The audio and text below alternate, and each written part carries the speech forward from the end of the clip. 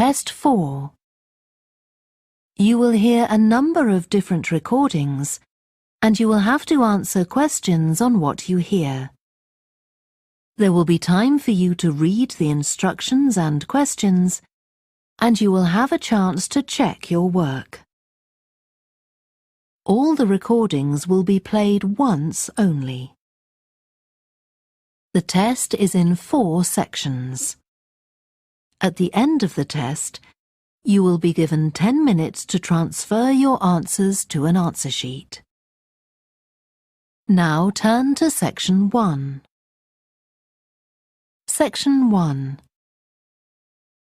You will hear a woman telephoning for information about a festival. First, you have some time to look at questions 1 to 7.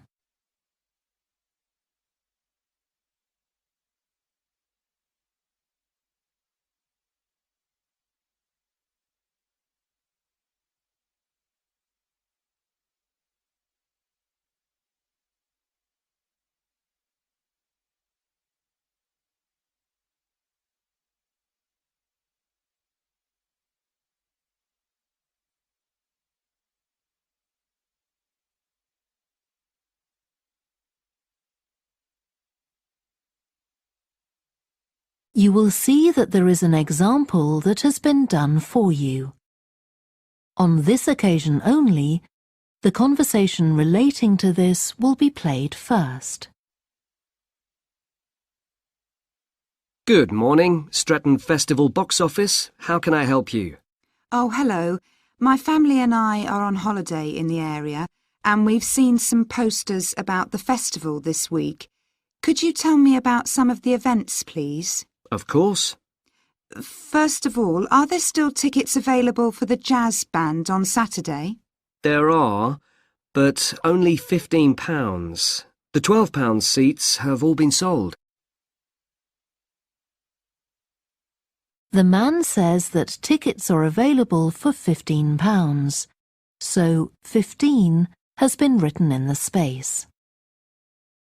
Now we shall begin. You should answer the questions as you listen because you will not hear the recording a second time. Listen carefully and answer questions 1 to 7. Good morning, Stretton Festival box office. How can I help you? Oh, hello. My family and I are on holiday in the area, and we've seen some posters about the festival this week. Could you tell me about some of the events, please? Of course.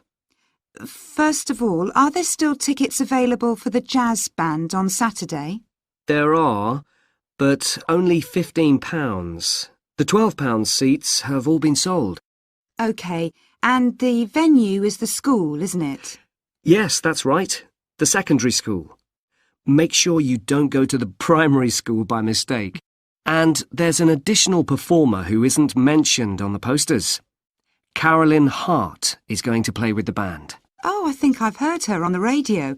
Doesn't she play the oboe or flutes or something? Yes, the flute. She usually plays with symphony orchestras, and apparently this is her first time with a jazz band. Well, I'd certainly like to hear her.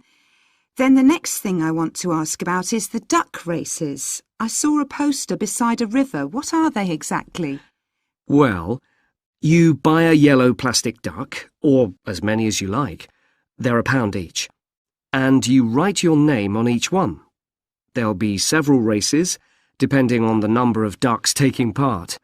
And John Stevens, a champion swimmer who lives locally, is going to start the races. All the ducks will be launched into the river at the back of the cinema. Then they'll float along the river for 500 metres, as far as the railway bridge. And are there any prizes? Yes.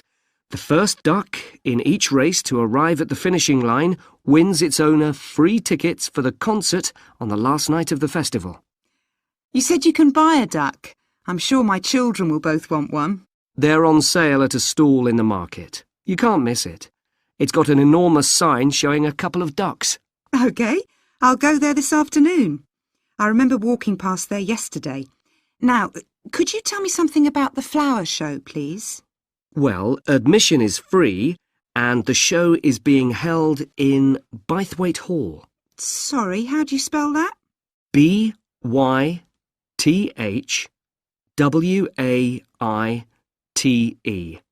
Bythwaite. Is it easy to find? I'm not very familiar with the town yet. Oh, you won't have any problem. It's right in the centre of Stretton. It's the only old building in the town, so it's easy to recognise. I know it. I presume it's open all day. Yes, but if you'd like to see the prizes being awarded for the best flowers, you'll need to be there at 5 o'clock. The prizes are being given by a famous actor, Kevin Shapless. He lives nearby and gets involved in a lot of community events. Gosh, I've seen him on TV. I'll definitely go to the prize giving. Right. Before you hear the rest of the conversation, you have some time to look at questions 8 to 10.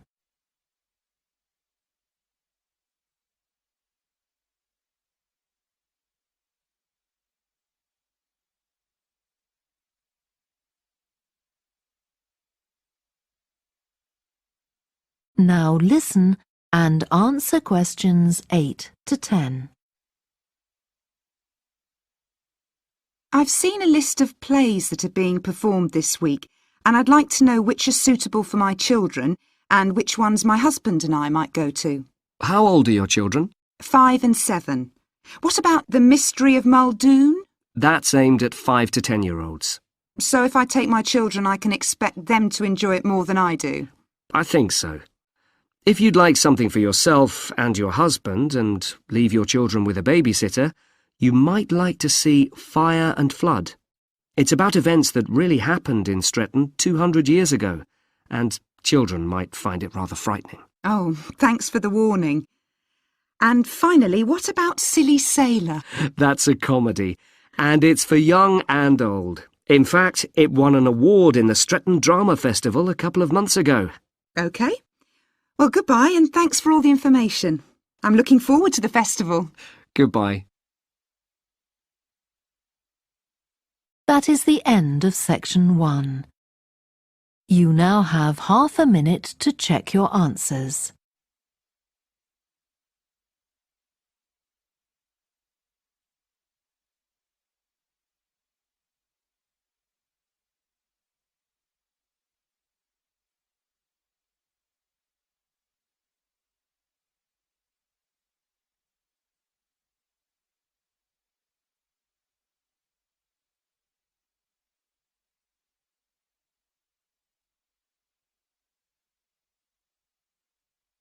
Now turn to section 2.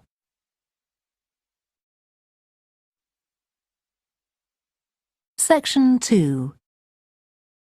You will hear a guide at an art museum talking to a group of visitors. First, you have some time to look at questions 11 to 16.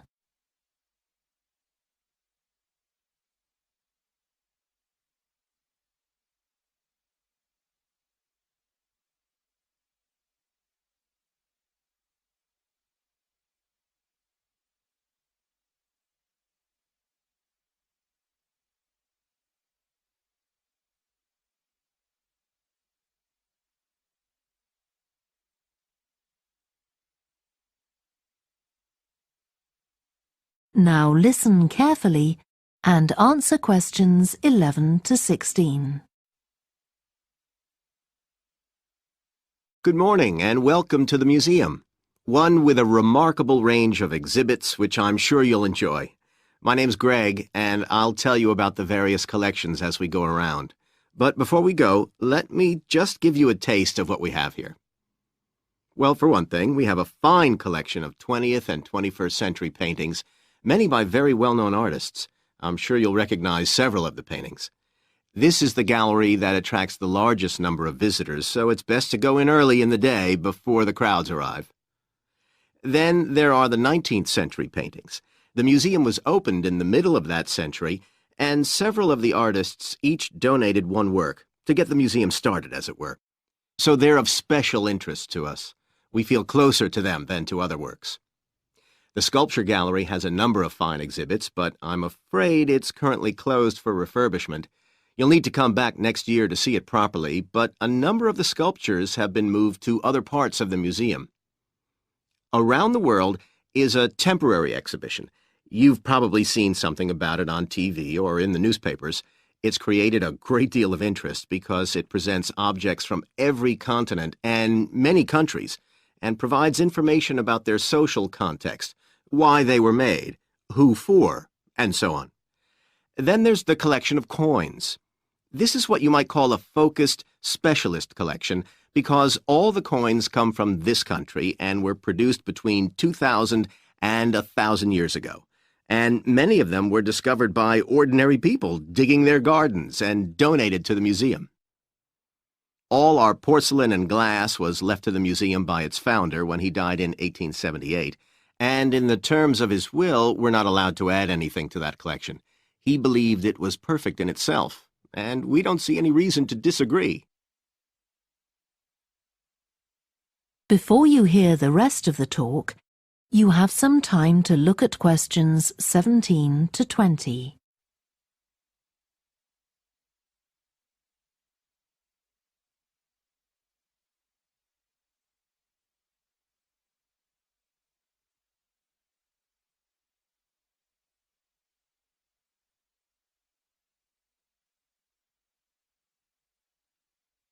Now listen and answer questions 17 to 20. Okay, that was something about the collections, and now here's some more practical information, in case you need it. Most of the museum facilities are downstairs in the basement, so you go down the stairs here. When you reach the bottom of the stairs, you'll find yourself in a sitting area with comfortable chairs and sofas where you can have a rest before continuing your exploration of the museum. We have a very good restaurant which serves excellent food all day in a relaxing atmosphere. To reach it, when you get to the bottom of the stairs, go straight ahead to the far side of the sitting area, then turn right into the corridor. You'll see the door of the restaurant facing you. If you just want a snack or if you'd like to eat somewhere with facilities for children, we also have a cafe. When you reach the bottom of the stairs, you'll need to go straight ahead, turn right into the corridor, and the cafe is immediately on the right. And talking about children, there are baby-changing facilities downstairs. Cross the sitting area, continue straight ahead along the corridor on the left, and you and your baby will find the facilities on the left-hand side. The cloakroom, where you should leave coats, umbrellas, and any large bags, is on the left-hand side of the sitting area. It's through the last door before you come to the corridor. There are toilets on every floor, but in the basement, they're the first rooms on the left when you get down there. Okay, now if you've got anything to leave in the cloakroom, please do that now, and then we'll start our tour. That is the end of section 2. You now have half a minute to check your answers.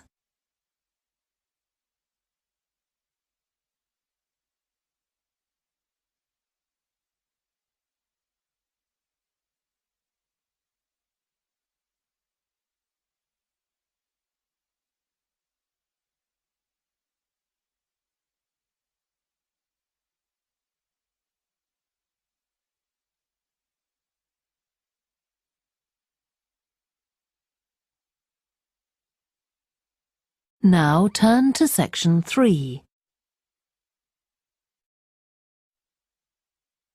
Section 3. You will hear a student called Joanna talking to her new supervisor about some research she has done on psychology and music. First, you have some time to look at questions 21 to 26.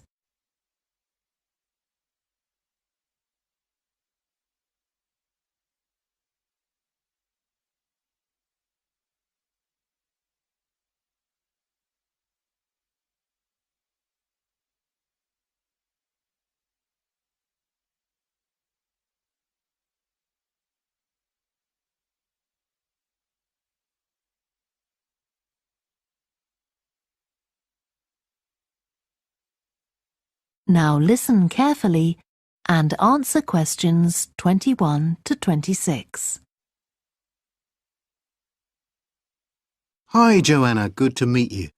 Now, before we discuss your new research project, I'd like to hear something about the psychology study you did last year for your master's degree. So, how did you choose your subjects for that? Well, I had 6 subjects, all professional musicians and all female.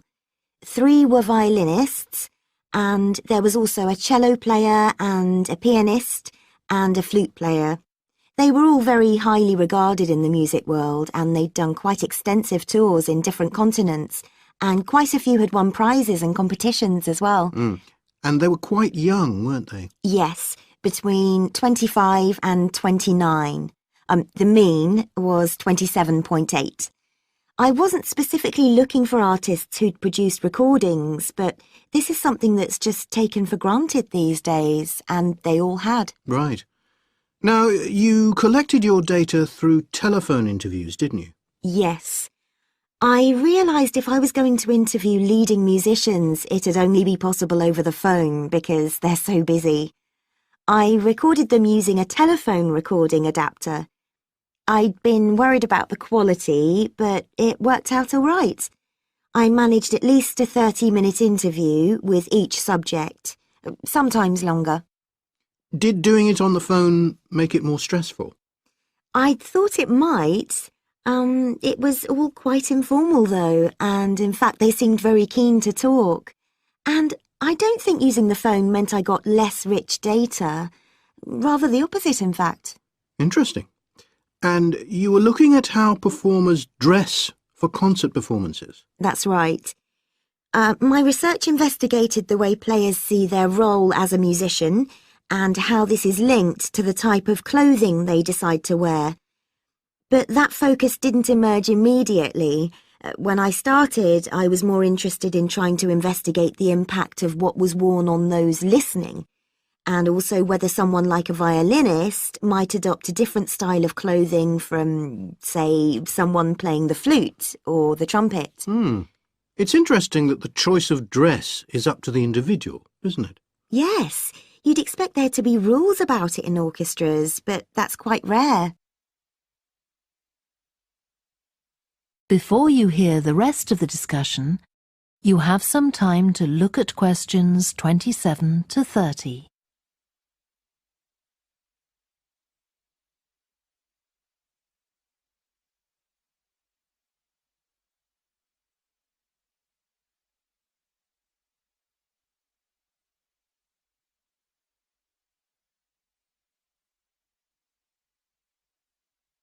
Now listen and answer questions 27 to 30.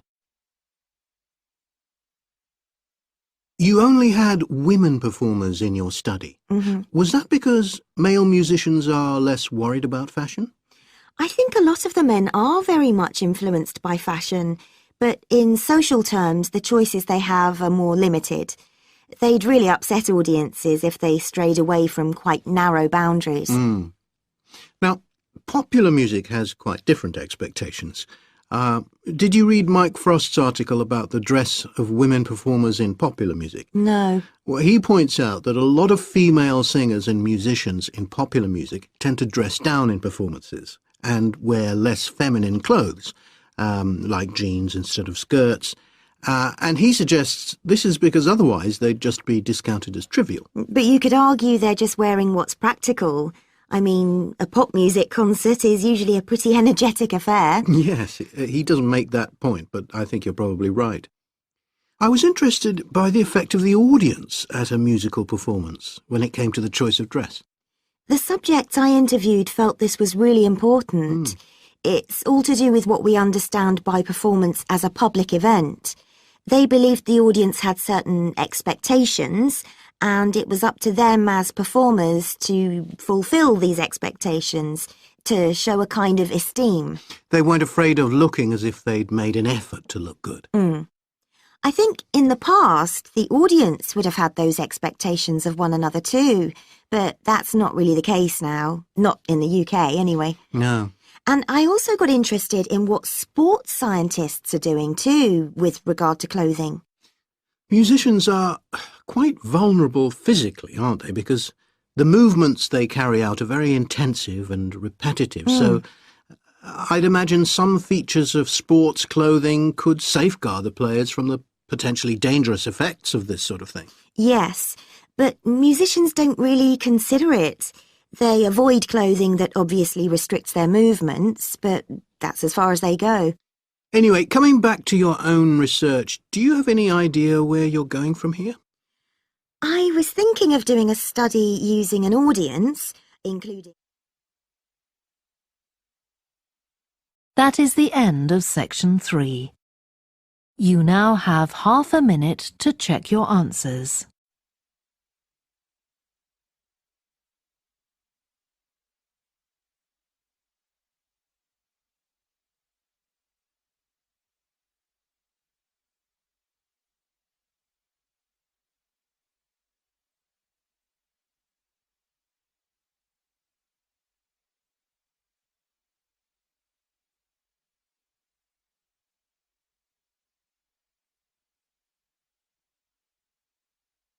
Now turn to section 4.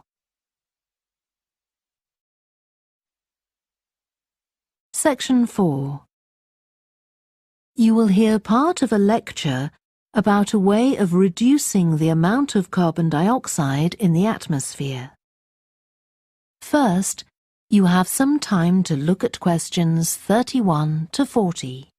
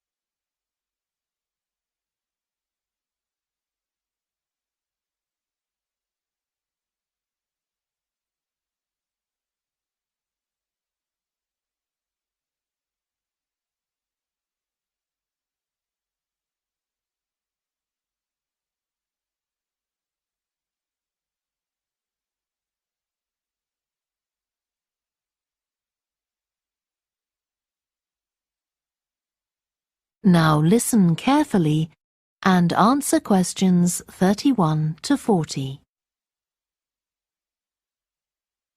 As we saw in the last lecture, a major cause of climate change is the rapid rise in the level of carbon dioxide in the atmosphere over the last century. If we could reduce the amount of CO2, perhaps the rate of climate change could also be slowed down. One potential method involves enhancing the role of the soil that plants grow in with regard to absorbing CO2. Ratan Lal, a soil scientist from Ohio State University in the USA, claims that the world's agricultural soils could potentially absorb 13% of the carbon dioxide in the atmosphere, the equivalent of the amount released in the last 30 years, and research is going on into how this might be achieved. Lal first came to the idea that soil might be valuable in this way, not through an interest in climate change, but rather out of concern for the land itself and the people dependent on it. Carbon-rich soil is dark, crumbly and fertile and retains some water. But erosion can occur if soil is dry, which is a likely effect if it contains inadequate amounts of carbon. Erosion is of course bad for people trying to grow crops or breed animals on that terrain. In the 1970s and 80s, Lal was studying soils in Africa so devoid of organic matter that the ground had become extremely hard, like cement. There he met a pioneer in the study of global warming, who suggested that carbon from the soil had moved into the atmosphere. This is now looking increasingly likely. Let me explain. For millions of years, carbon dioxide levels in the atmosphere have been regulated in part by a natural partnership between plants and microbes, tiny organisms in the soil. Plants absorb CO2 from the air and transform it into sugars and other carbon-based substances. While a proportion of these carbon products remain in the plant, some transfer from the roots to fungi and soil microbes, which store the carbon in the soil. The invention of agriculture some 10,000 years ago disrupted these ancient soil-building processes and led to the loss of carbon from the soil. When humans started draining the natural topsoil and ploughing it up for planting, they exposed the buried carbon to oxygen. This created carbon dioxide and released it into the air. And in some places, grazing by domesticated animals has removed all vegetation, releasing carbon into the air. Tons of carbon have been stripped from the world's soils, where it's needed, and pumped into the atmosphere. So, what can be done? Researchers are now coming up with evidence that even modest changes to farming can significantly help to reduce the amount of carbon in the atmosphere. Some growers have already started using an approach known as regenerative agriculture. This aims to boost the fertility of soil and keep it moist through established practices. These include keeping fields planted all year round and increasing the variety of plants being grown. Strategies like these can significantly increase the amount of carbon stored in the soil, so agricultural researchers are now building a case for their use in combating climate change.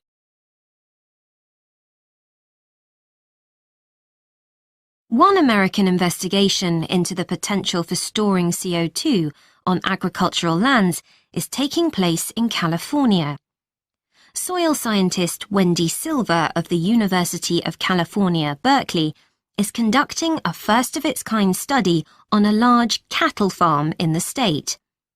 She and her students are testing the effects on carbon storage of the compost that is created from waste, both agricultural, including manure and corn stalks, and waste produced in gardens, such as leaves, branches, and lawn trimmings.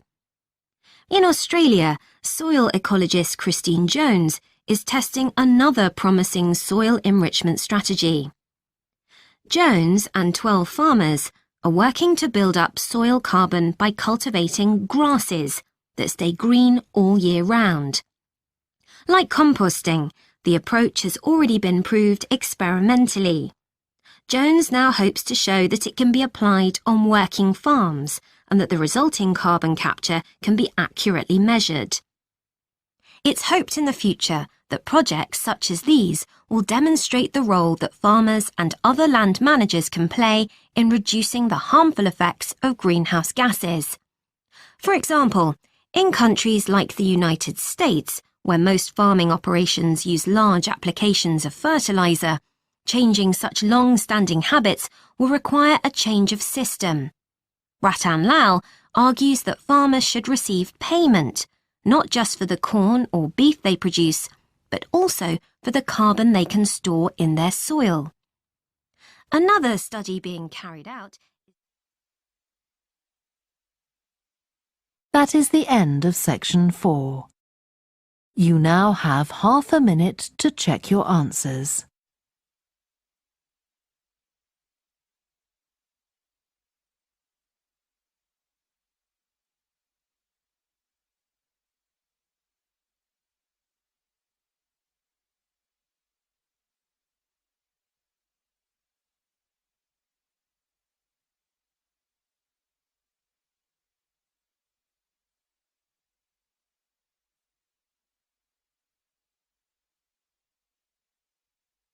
That is the end of the listening test. You now have 10 minutes to transfer your answers to the answer sheet. Please stop writing and wait for your question booklet to be collected.